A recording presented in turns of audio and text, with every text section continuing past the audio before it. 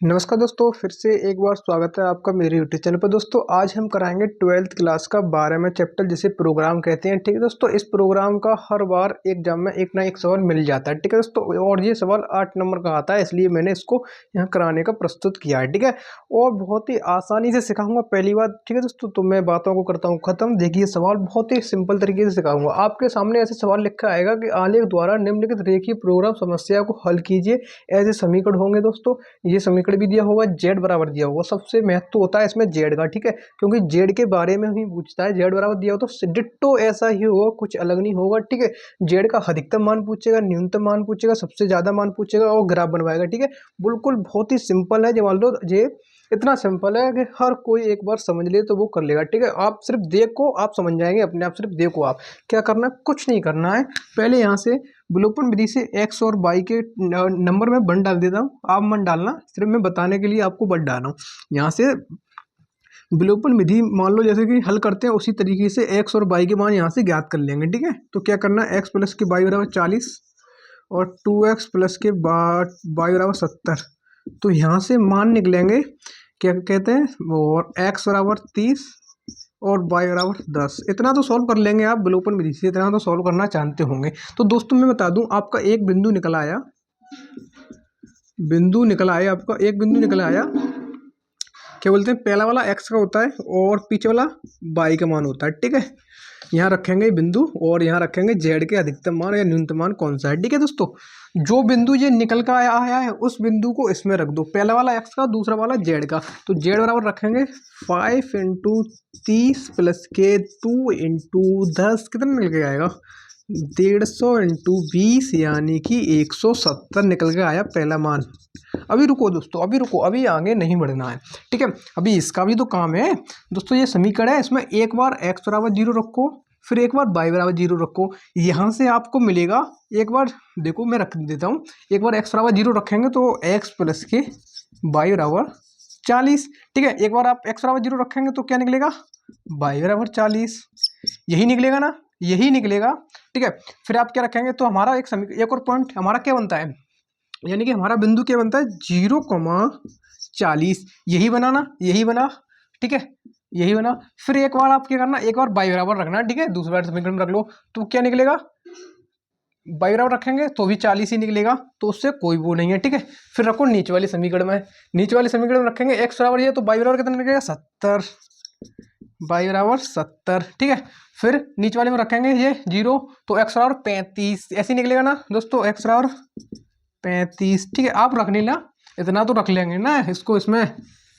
ठीक है, और पहले रखा मैंने, फिर रखा, तो एक और हमारा बिंदु क्या बन जाएगा, 0,70। ठीक है, 3 बिंदु होता है, ज़्यादा बिंदु इतने ही बनेंगे, बहुत नहीं है, इतने ही बनेंगे। हमेशा 3 या 4, इससे ज़्यादा बिंदु नहीं बनते हैं। ठीक है, 3 या 4 बनते हैं।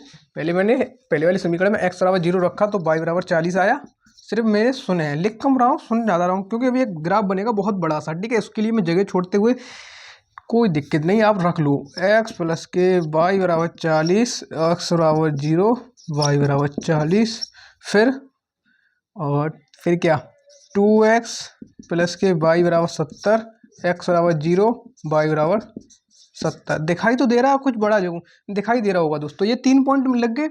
एक पॉइंट में, पहले वाले पॉइंट में हमारा क्या आया, ये आएगा। ठीक है, फिर हम करेंगे दूसरे वाले पॉइंट से। दूसरे वाले पॉइंट से क्या करना है, कुछ नहीं करना है।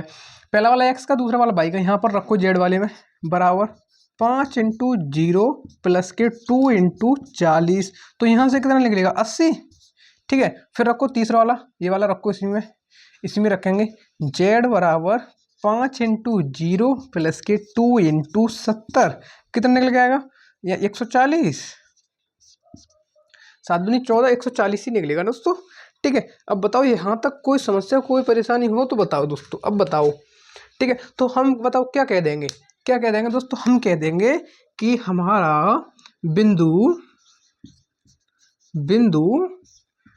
30,10 पर जेड का अधिकतम मान है। ठीक है दोस्तों, थोड़ा राइटिंग ख़राब है, मेरा राइटिंग का थोड़ा एडजस्ट कर लीजिए दोस्तों। बस इतना ही इसका सॉल्यूशन होता है। अब बनवाऊंगा मैं आपको एक ग्राफ, इसी का जैसे ग्राफ बोलते हैं, ठीक है।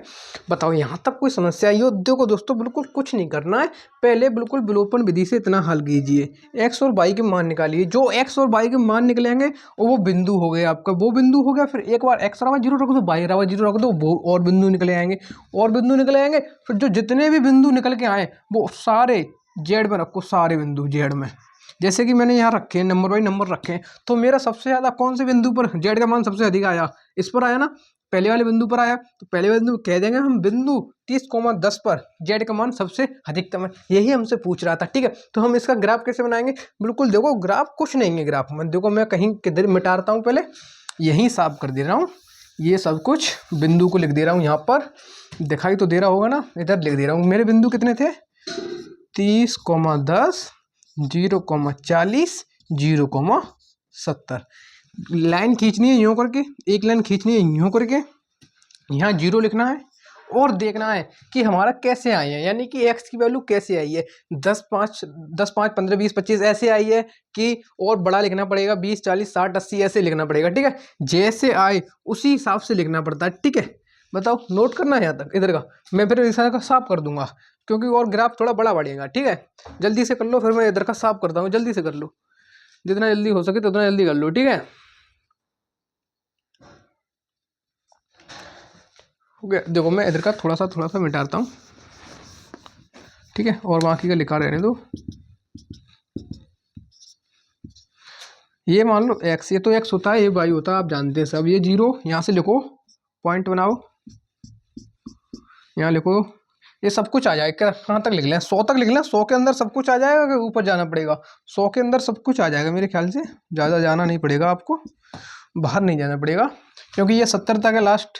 100 तक लिख लेना है, यानी कि 20, नहीं दोस्तों 10 करके लिखे हैं।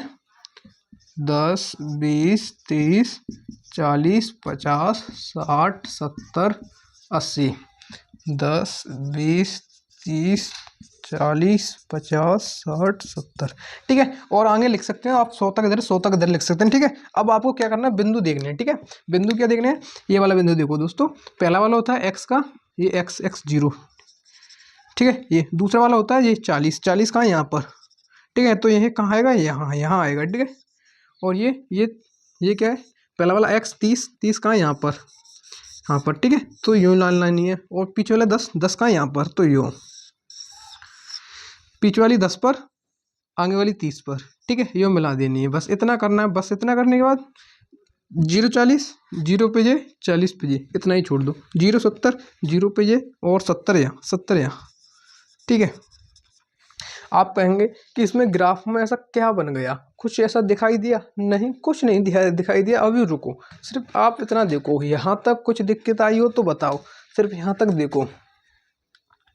कुछ भी कैसी भी समस्या आई हो तो बताओ।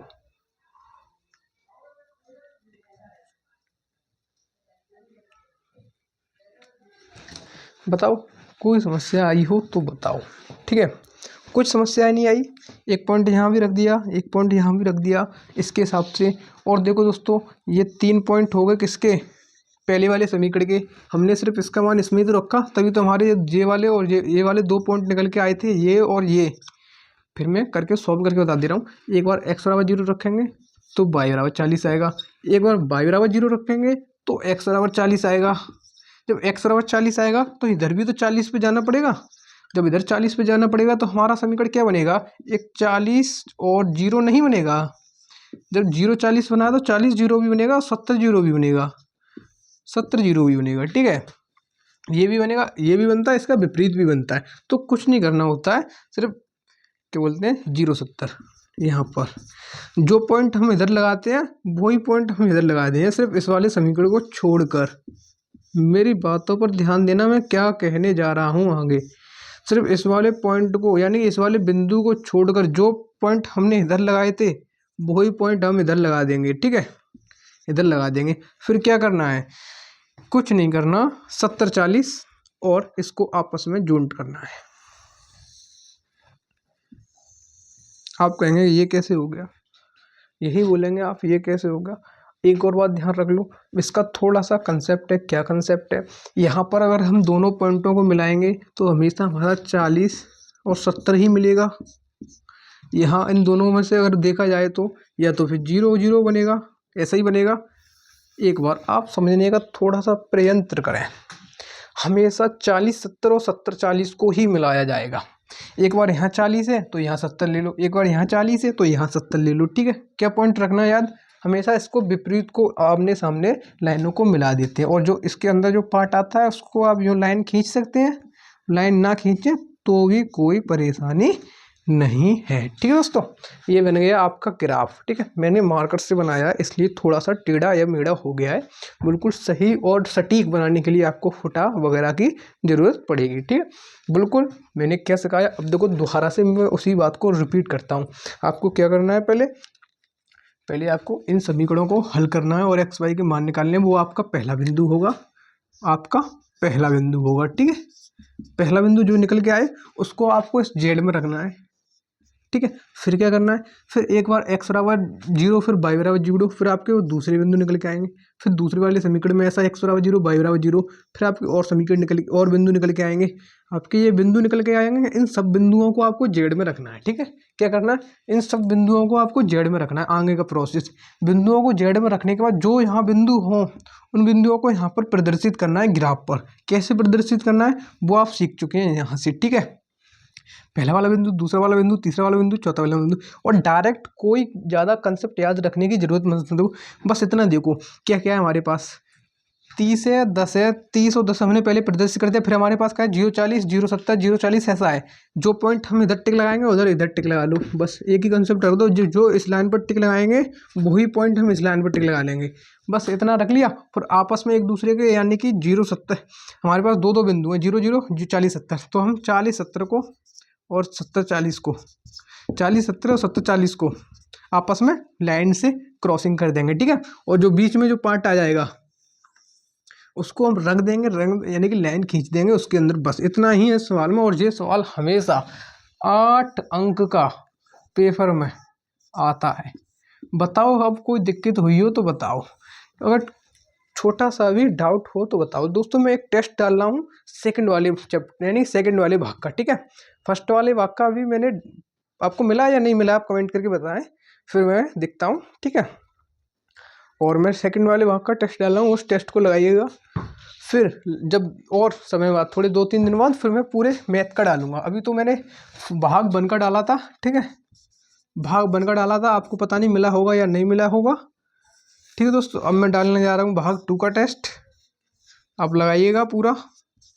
और इस सवाल से मेरा मतलब ये है, ये सवाल कराने से मुझे पूरी उम्मीद है आप बहुत अच्छी तरीके से सीख चुके होंगे। आपको कहीं समस्या आई हो, कुछ नहीं करना है, मैंने जैसे जैसे पॉइंटों को बताया था, पहले क्या करना है, फिर क्या करना है, फिर क्या करना है, फिर क्या करना है, उसी तरीके से आप करते हुए जाना, आपको कोई समस्या नहीं आएगी, ठीक है दोस्तों।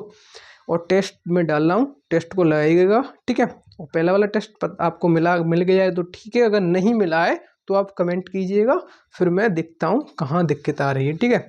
मिल गया होगा, मेरे ख्याल से डला होगा तो मिल गया होगा, आपने देखा होगा। अब आप ढूंढ नहीं पा रहे होंगे, ये आपका वो है, क्या बोलते हैं, ढूंढने का थोड़ा प्रयास करें, मिल जाएगा, ठीक है।